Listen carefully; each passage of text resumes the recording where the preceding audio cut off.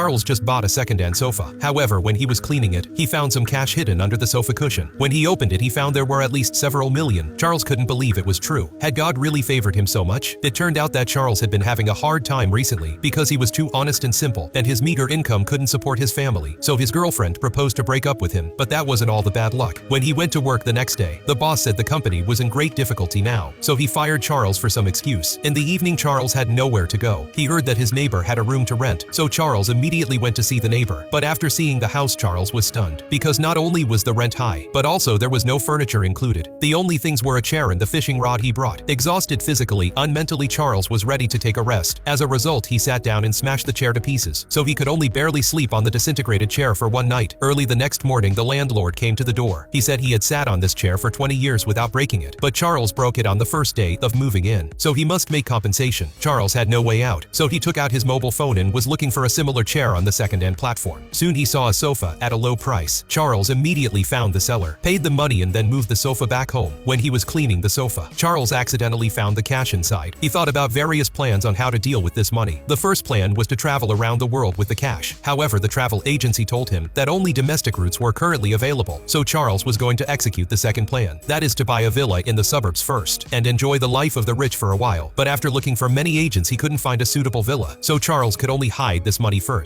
and plan what to do later. But a few days later, a group of people with unknown identities suddenly came to the door.